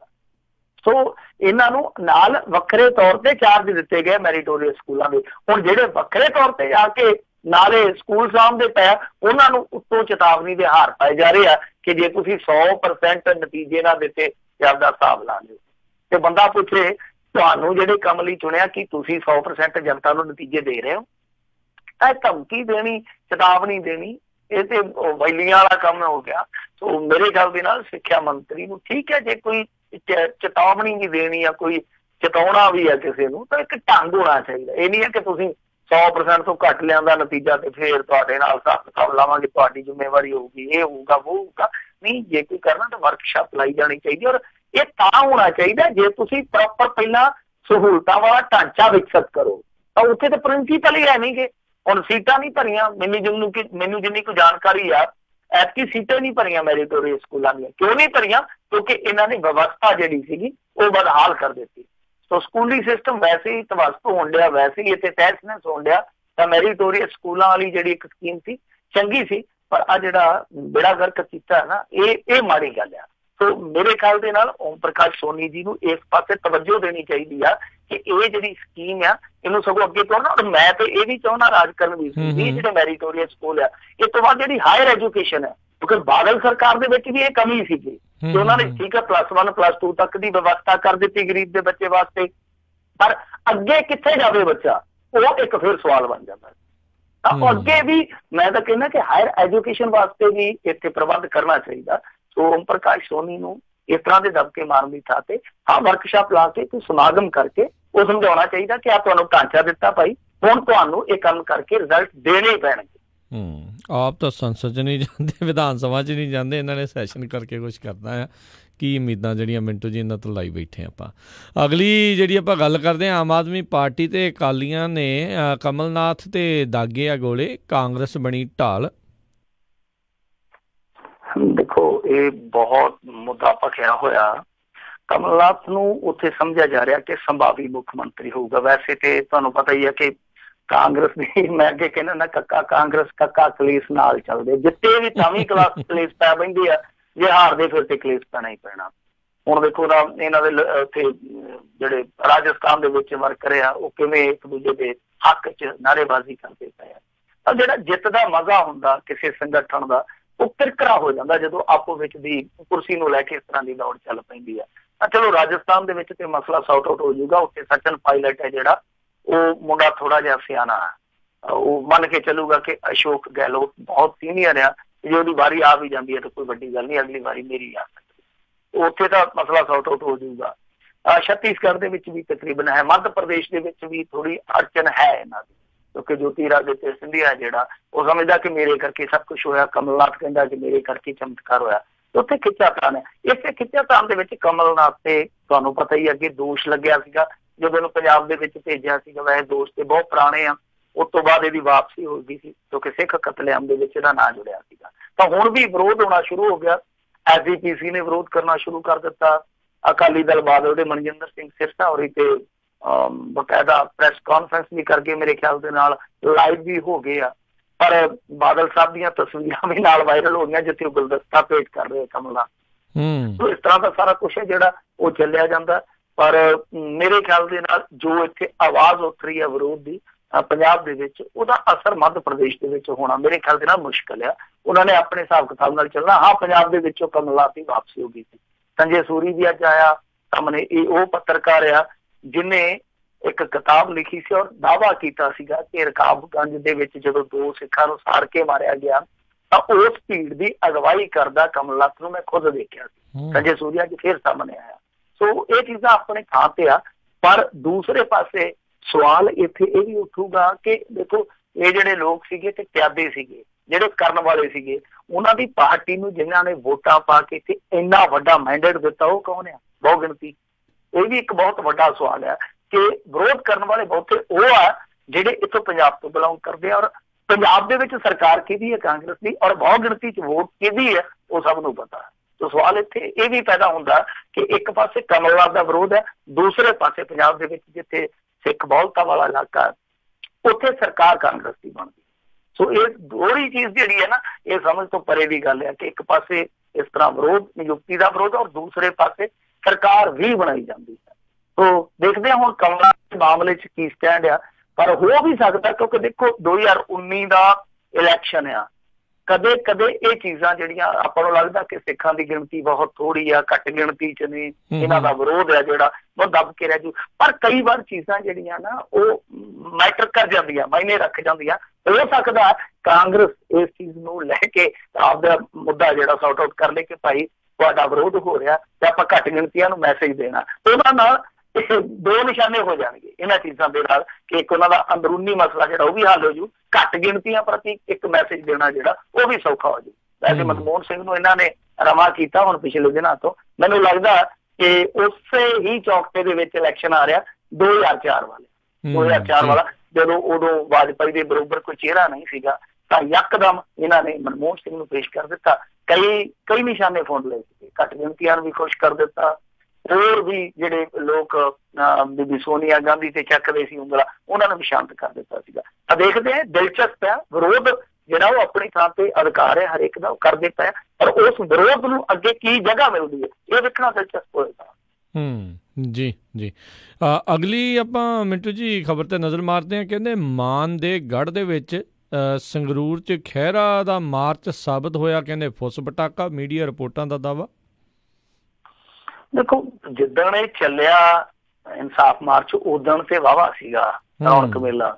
ਪਰ ਜਿਵੇਂ ਜਿਵੇਂ ਅੱਗੇ ਵਧਿਆ ਉਦਾਂ ਉਦਾਂ ਘਟਿਆ। ਹੁਣ ਤੇ ਲੋਕ ਫੇਸਬੁੱਕ ਤੇ ਸੋਸ਼ਲ ਮੀਡੀਆ ਤੇ ਵੀ ਕਹਿੰਦੇ ਆ ਕਿ ਕਿਤੇ ਪਟਿਆਲੇ ਤੱਕ ਜਾਂਦਾ ਜਾਂਦਾ ਖਹਿਰਾ ਇਕੱਲਾ ਹੀ ਨਾ ਰਹਿ ਜਾਵੇ, ਖੁਦ ਮੁਖਤਿਆਰੀ ਨਾ ਰਹਿ ਜਾਵੇ। ਪਰ ਫਿਰ ਵੀ ਹੈ ਤੇ ਹੈ, ਐਸੀ ਗੱਲ ਨਹੀਂ ਹੈ ਕਿ ਬਿਲਕੁਲ। ਦੇਖੋ ਮੀਡੀਆ ਉੱਥੇ ਗਰਾਊਂਡ ਤੇ ਰਿਪੋਰਟਿੰਗ ਕਰਦੀ ਪਈ, ਆਪਾਂ ਉਹਨਾਂ ਦਾ ਦਾਵਾ ਵੀ ਝੁਠਲਾ ਨਹੀਂ ਸਕਦੇ। ਪਰ ਦਾਵਾ ਤੇ ਇਹ ਵੀ ਕਰਦੇ ਪਏ ਕਿ ਸਾਨੂੰ ਬਹੁਤ ਜ਼ਬਰਦਸਤ ਰਿਸਪੌਂਸ ਮਿਲਦਾ ਪਿਆ। ਤਾਂ ਦਾਵਾ ਦੋਵੇਂ ਪਾਸੇ ਤੋਂ ਆ।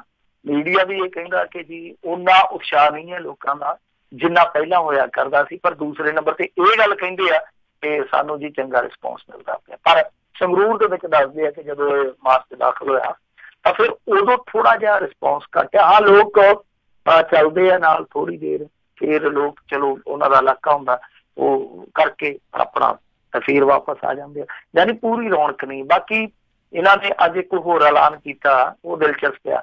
ਜਦੋਂ ਇਹ 16 ਤਰੀਕ ਨੂੰ ਜਾਣਗੇ ਪਟਿਆਲੇ ਦੇ ਵਿੱਚ, ਤੇ ਇਹਨਾਂ ਨੇ ਆਖਿਆ ਕਿ ਜੋ ਬਰਗਾੜੀ ਮਾਮਲਾ ਯਾਨੀ ਬੇਅਦਬੀਆਂ ਦਾ ਮਾਮਲਾ, ਉਹਦੇ ਤੇ ਅਸੀਂ ਨਵਾਂ ਪ੍ਰੋਗਰਾਮ ਦੇਵਾਂਗੇ। ਤਾਂ ਮੇਰੇ ਖਿਆਲ ਦੇ ਨਾਲ ਸੋਚ ਇਹੋ ਹੀ ਚੱਲਦੀ ਪਈ ਆ ਕਿ ਬਰਗਾੜੀ ਮੋਰਚਾ ਜਿਹੜਾ ਉਹ ਤੇ ਹੁਣ ਤਾਰੋ ਪੀਡੋ ਹੋ ਗਿਆ, ਤੁਹਾਨੂੰ ਪਤਾ ਹੀ ਆ, ਤੇ ਉਹਦੇ ਤੇ ਉਹ ਸਮਾਂ ਆ ਜਾਊਗਾ ਦੁਬਾਰਾ, ਲੱਗਦਾ ਨਹੀਂ ਹੈ। ਤਾਂ ਸ਼ਾਇਦ ਇਹ ਸੋਚ ਕੇ ਚੱਲਿਆ ਜਾ ਰਿਹਾ ਕਿ ਹੁਣ ਪੈਂਤੜਾ ਜਾਂ ਵਿਉਂਤ ਆ ਉਹ ਬਦਲ ਲਈ ਜਾਵੇ, ਤਾਂ ਕਿਉਂ ਨਾ ਇੱਕ ਅਗਵਾਈ ਦਿੱਤੀ ਜਾਵੇ। ਇਸ ਸਮੇਂ ਬਹੁਤ ਸਾਰੀ ਸੰਗਤ ਹੈ ਜਿਹੜੀ ਉਹ ਅਗਵਾਈਹੀਣ ਮਹਿਸੂਸ ਕਰਦੀ ਹੈ ਬਰਗਾੜੀ ਮੋਰਚੇ ਨਾਲ ਜੋ ਵਾਪਰਿਆ ਉਸ ਤੋਂ ਬਾਅਦ। ਤਾਂ ਜਿਹੜੀ ਉਹ ਸੰਗਤ ਮਾਯੂਸ ਆ, ਕਿਉਂ ਨਾ ਉਹਨਾਂ ਨੂੰ ਇੱਕ ਨਵਾਂ ਪ੍ਰੋਗਰਾਮ ਦਿੱਤਾ ਜਾਵੇ ਸਾਡੇ ਬੈਨਰ ਹੇਠ, ਸਾਡੇ ਪਲੇਟਫਾਰਮ ਹੇਠ। ਦੇਖਦੇ ਆ ਕਿ ਕੀ ਪ੍ਰੋਗਰਾਮ ਹੋਊਗਾ, ਉਹਦੀ ਰੂਪਰੇਖਾ ਕਿਸ ਤਰ੍ਹਾਂ ਦੀ ਹੋਊਗੀ, ਔਰ ਵੇਖਣ ਵਾਲੀ ਇਹ ਗੱਲ ਹੋਊਗੀ ਕਿ ਸੰਗਤ ਉਹਨੂੰ ਕਿਸ ਤਰ੍ਹਾਂ ਦਾ ਲੈਂਦੀ ਆ। ਕਿ ਉਹ ਬਰਗਾੜੀ ਮੋਰਚੇ ਤੋਂ ਬਾਅਦ ਜਿੱਦਾਂ ਕਹਿੰਦੇ ਹੁੰਦੇ ਨਾ ਆਪਣੇ ਪੰਜਾਬੀ ਚ ਕਿ ਮੁੜ ਕੇ ਦੁੱਧ ਦਾ ਸੜਿਆ ਲੱਸੀ ਨੂੰ ਵੀ ਫੂਕਾ ਮਾਰ ਮਾਰ ਪੀਂਦਾ, ਤਾਂ ਕੀ ਸੰਗਤ ਉਸ ਪ੍ਰੋਗਰਾਮ ਨੂੰ ਪ੍ਰਵਾਨ ਕਰਦੀ ਹੈ ਜਾਂ ਨਹੀਂ। ਪਰ ਇੱਕ ਦਿਲਚਸਪ ਗੱਲ ਮੈਂ ਹੋਰ ਵੀ ਵੇਖਣ ਡਿਆ ਕਿ ਇਹਨਾਂ ਦਾ ਜਿਹੜਾ ਆਪਣਾ ਇੱਕ ਵਿਧਾਇਕ ਆ ਜੈ ਕਿਸ਼ਨ ਰੋੜੀ ਵੀ ਹੈ ਨਹੀਂ ਇਹਨਾਂ ਦੇ ਨਾਲ। ਪਹਿਲਾਂ ਤੇ ਉਹ ਉਹਨਾਂ ਦੇ ਨਾਲ ਸੀ ਭਗਵੰਤ ਮਾਨ ਹੋਰਾਂ ਦੇ ਨਾਲ, ਫਿਰ ਇਹਨਾਂ ਦੇ ਨਾਲ ਆ ਗਿਆ।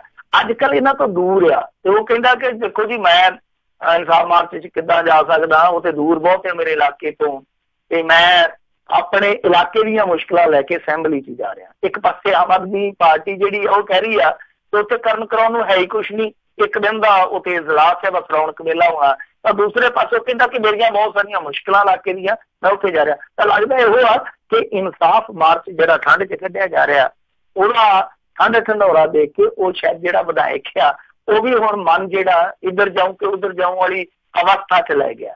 ਤਾਂ ਇਹ ਇੱਕ ਮੇਰੇ ਖਿਆਲ ਦੇ ਨਾਲ ਇਹਨਾਂ ਲਈ ਬੜਾ ਜ਼ਬਰਦਸਤ ਝਟਕਾ ਹੋਏਗਾ ਜੇ ਇਸ ਸਿਚੁਏਸ਼ਨ ਦੇ ਵਿੱਚ ਉਹ ਫਿਰ ਇੱਕ ਵਾਰੀ ਪਾਲਾ ਬਦਲ ਲੈਂਦਾ। ਜੀ ਤਸਵੀਰਾਂ ਵੀ ਉਹਨਾਂ ਨੇ ਉੱਦਾਂ ਪਾਈਆਂ, ਵੀਡੀਓ ਵੀ ਪਾਈਆਂ, ਲੱਗਦਾ ਵੀ ਆ, ਅਤੇ ਬਿਲਕੁਲ ਉਹਨਾਂ ਦੇ ਪਿੰਡਾਂ ਦੇ ਵਿੱਚ ਉੱਥੇ ਥੋੜ੍ਹੀ ਘੱਟ ਵੀ ਜਿਹੜੀ ਨਜ਼ਰ ਆਉਂਦੀ ਹੋ ਸਕਦੀ ਆ। ਸੋ ਦੇਖਦੇ ਹਾਂ ਕੀ ਬਣਦਾ। ਪੰਜਾਬ ਦੇ ਜੀ ਖੁਦ ਮੁਖਤਿਆਰੀ ਦਿੱਲੀ ਤੋਂ ਜਿਹੜਾ ਮੁਕਤ ਹੋਣਾ ਹੈ, ਵੀ ਇਹ ਜਿਹੜੀਆਂ ਗੱਲਾਂ ਕਿੰਨਾ ਕੁ ਚਿਰ ਜਿਹੜੀਆਂ ਹੋਰ ਚੱਲ ਸਕਣਗੀਆਂ। ਮਿੰਟੂ ਜੀ, ਅਗਲੀ ਜਿਹੜੀ ਗੱਲ ਕਰਦੇ ਹਾਂ, ਇਹ ਸਨਸਨੀਖੇਜ਼ ਗੱਲ ਹੀ ਆ। ਸੁੱਖਾ ਕਾਹਲਵਾਂ ਕਤਲਕਾਂਡ ਦੇ ਵਿੱਚ ਫੜੀ ਗਈ ਗੱਡੀ ਥਾਣਿਓਂ ਗਾਇਬ ਹੋ ਗਈ ਆ। ਇਹ ਵੇਖ ਲੈਣ ਚੰਗੀ ਤਰ੍ਹਾਂ ਕਿ ਗੱਡੀ ਦੇ ਵਿੱਚ ਬਹਿ ਕੇ ਇੰਦਰਜੀਤ ਸਿੰਘ ਤੇ ਨਹੀਂ ਨਿਕਲ ਗਿਆ, ਉਹ ਤੇ ਹੈਗਾ ਇਹਨਾਂ ਦੇ ਕੋਲ, ਕਿਉਂਕਿ ਇੰਦਰਜੀਤ ਸਿੰਘ ਨੇ ਇਹ ਗੱਡੀ ਫੜੀ ਸੀ। ਉਦੋਂ ਇੰਦਰਜੀਤ ਸਿੰਘ ਜਿਹੜਾ ਡਰੱਗ ਨਾਲ ਫੜਿਆ ਗਿਆ ਸੀ, ਮੁੜ ਕੇ ਇੰਸਪੈਕਟਰ ਇਹਨਾਂ ਦਾ ਜੀ 47 ਵੀ ਫੜੀ ਗਈ ਸੀ। ਤੇ ਮੈਂ ਕਹਿਣਾ ਕਿ ਉਹ ਵੇਖ ਲੈਣ, ਉਹ ਜੇਲ੍ਹ ਦੇ ਵਿੱਚ ਹੀ ਆ, ਕਿਤੇ ਉਹ ਵੀ ਤੇ ਗੱਡੀ ਦੇ ਵਿੱਚ ਨਾਲ ਨਹੀਂ ਫਰਾਰ ਹੋ ਗਿਆ। ਇਹ ਕਮਾਲ ਦੀ ਗੱਲ ਆ, ਜਦੋਂ ਤੇਰੀ ਗੱਲ ਆ।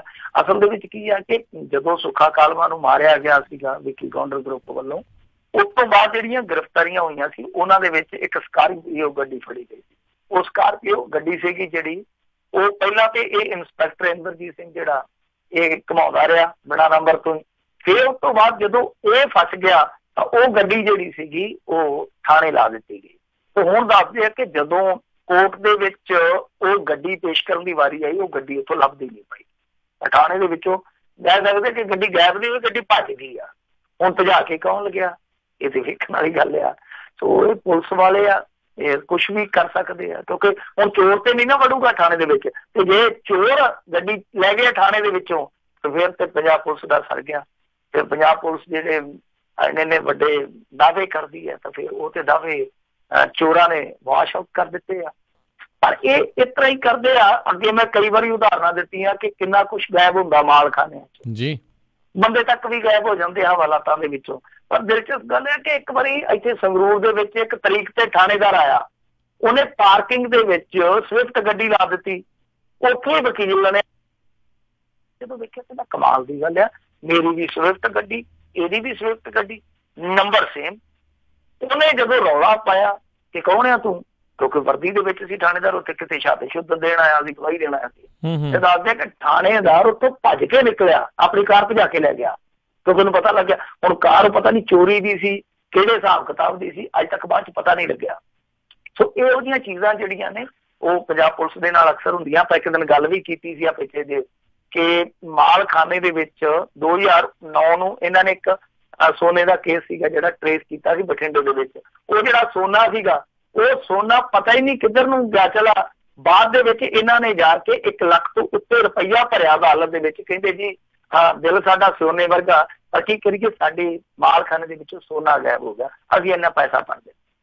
ਪੰਜਾਬ ਪੁਲਿਸ ਕੁਛ ਵੀ ਹੋ ਸਕਦਾ, ਪਰ ਗੱਡੀ ਜਿਹੜੀ ਥਾਣੇ ਚੋਂ ਨਿਕਲ ਗਈ ਆ ਇਹ ਮੈਂ ਕਹਿੰਦਾ ਕਿ ਸਿਰਾ ਹੀ ਕਰ ਦਿੱਤਾ ਜਿਹਨੇ ਵੀ ਗੱਡੀ ਕੱਢੀ, ਚਾਹੇ ਪੁਲਿਸ ਵਾਲਾ ਚਾਹੇ ਚੋਰ ਆ। ਜੀ ਜੀ ਜੀ ਤੇ ਮਿੰਟੂ ਜੀ ਵਿਜੇ ਮਾਲਿਆ ਦੇ ਉੱਤੇ ਕੋਈ ਅਪਡੇਟ ਆਈ ਆ ਵੀ ਕਦੋਂ ਤੱਕ ਹਵਾਲਗਿਰੀ ਉਸਦੀ ਮਿਲ ਸਕਦੀ ਹੈ ਜਾਂ ਕੁਛ ਹੈ? ਤੁਹਾਡੀ ਆਵਾਜ਼ ਕੱਟੀ ਗਈ ਸੀਗੀ। ਵਿਜੇ ਮਾਲਿਆ ਦੀ ਹਵਾਲਗਿਰੀ ਨੂੰ ਲੈ ਕੇ ਜੋ ਪਿਛਲੇ ਦਿਨਾਂ ਦੇ ਵਿੱਚ ਕੁਛ ਹੋਇਆ ਸੀ, ਹਿਲਜੁਲ ਹੋਈ ਸੀ, ਉਸ ਦੇ ਉੱਤੇ ਕੁਛ ਹੋਰ ਅਪਡੇਟ ਆਈ? ਨਹੀਂ ਹਾਲੇ ਨਹੀਂ ਆਈ, ਕਿਉਂਕਿ ਉਹਦੇ ਕੋਲ ਹਾਲੇ ਟਾਈਮ ਹੈਗਾ 14-15 ਦਿਨ। ਮੇਰੇ ਖਿਆਲ ਦੇ ਨਾਲ ਇਹ ਵੇਖੂਗੇ ਕਿ ਕੀ ਉਹ ਅਪੀਲ ਪਾਉਂਦਾ, ਕਿਉਂਕਿ ਹਵਾਲਗੀ ਤਦ ਹੀ ਹੋਣੀ ਆ ਜਦੋਂ ਸਾਰਾ ਉੱਥੋਂ ਜੋ ਕਾਨੂੰਨੀ ਚਾਰਾਜੋਈ ਵਾਲਾ ਪ੍ਰਬੰਧ ਆ ਉਹ ਸਾਰਾ ਜਦੋਂ ਮੁੱਕ ਜੂਗਾ, ਨੇਪਰੇ ਚੜ ਜੂਗਾ। ਜਦੋਂ ਤੱਕ ਉਹਦੇ ਕੋਲੇ ਆਪਸ਼ਨ ਹੈਗੇ ਆ ਇਸਤੇਮਾਲ ਕਰੂਗਾ, ਉਦੋਂ ਤੱਕ ਹਵਾਲਗੀ ਨਹੀਂ ਹੋਣੀ। ਸੋ ਇਹ ਦੇਖਣਾ ਦਿਲਚਸਪ ਹੈ ਕਿ ਕੀ ਉਹ ਅਪੀਲ ਪਾਉਂਦਾ ਜਾਂ ਨਹੀਂ ਪਾਉਂਦਾ। ਜੇ ਅਪੀਲ ਨਹੀਂ ਪਾਉਂਦਾ, ਇਹ ਜਿਹੜਾ ਮੈਂ ਸ਼ੰਕਾ ਜ਼ਾਹਰ ਕੀਤਾ ਸੀਗਾ, ਜਿਹੜਾ ਆਪਾਂ ਸਵਾਲ ਖੜਾ ਕੀਤਾ ਸੀਗਾ ਕਿ ਕਿਤੇ ਮੈਚ ਫਿਕਸਿੰਗ ਤਾਂ ਨਹੀਂ ਹੋ ਰਹੀ, ਤਾਂ ਫਿਰ ਇਹ ਮੰਨ ਲਿਆ ਜਾਊਗਾ ਕਿ ਮੈਚ ਫਿਕਸਿੰਗ ਆ। ਕਿਉਂਕਿ ਕਈ ਵਾਰ ਤੁਹਾਨੂੰ ਪਤਾ ਇਲੈਕਸ਼ਨ ਦੇ ਵਿੱਚ ਜਮੂਰੇ ਦਿਖਾਉਣੇ ਹੁੰਦੇ ਆ, ਤਾਂ ਜਮੂਰਾ ਬਣਾ ਕੇ ਪੇਸ਼ ਕਰਨ ਦੀ ਇਵਜ਼ ਦੇ ਵਿੱਚ ਕੋਈ ਰਾਇਤ ਤਾਂ ਨਹੀਂ ਦਿੱਤੀ ਜੋ ਫਿਰ ਆਪਾਂ ਮੰਨ ਕੇ ਚੱਲਾਂਗੇ ਕਿ ਮੈਚ ਫਿਕਸ ਹੈ, ਜੇਕਰ ਉਹ ਅਪੀਲ ਨਹੀਂ ਪਾਉਂਦਾ। ਜੀ ਜੀ ਬਹੁਤ ਬਹੁਤ ਮਿੰਟੂ ਜੀ ਤੁਹਾਡਾ ਧੰਨਵਾਦ, ਤੁਸੀਂ ਸਾਡੇ ਨਾਲ ਜੁੜੇ ਇਹਨਾਂ ਖਬਰਾਂ ਬਾਰੇ ਜਾਣਕਾਰੀ ਦਿੱਤੀਆਂ। ਅਗਲੀ ਵਾਰ ਤੱਕ ਲਈ ਬੜੀ ਮਿਹਰਬਾਨੀ, ਪਿਆਰ ਭਰੀ ਸਤਿ ਸ਼੍ਰੀ ਅਕਾਲ ਜੀ। ਸਤਿ ਸ਼੍ਰੀ ਅਕਾਲ ਜੀ। ਤੇ ਸਰੋਤਿਓ ਇੱਥੇ ਹੀ ਸਾਡਾ ਅੱਜ ਦਾ ਇਹ ਪ੍ਰੋਗਰਾਮ ਖਬਰ ਤੇ ਨਜ਼ਰ ਸਮਾਪਤ ਹੈ। ਮਿਲਾਂਗੇ ਤੁਹਾਨੂੰ ਸਾਰਿਆਂ ਨੂੰ ਅਗਲੀ ਵਾਰ, ਉਦੋਂ ਤੱਕ ਲਈ ਮੇਰੇ ਵੱਲੋਂ ਵੀ ਪਿਆਰ ਭਰੀ ਸਤਿ ਸ਼੍ਰੀ ਅਕਾਲ ਜੀ। ਉਹਦੇ ਵਾਸਤੇ ਰਹੋ, ਹੱਸਦੇ ਖੇਲਦੇ ਰਹੋ, ਸੁਣਦੇ ਰਹੋ ਪੰਜਾਬੀ ਰੇਡੀਓ USA।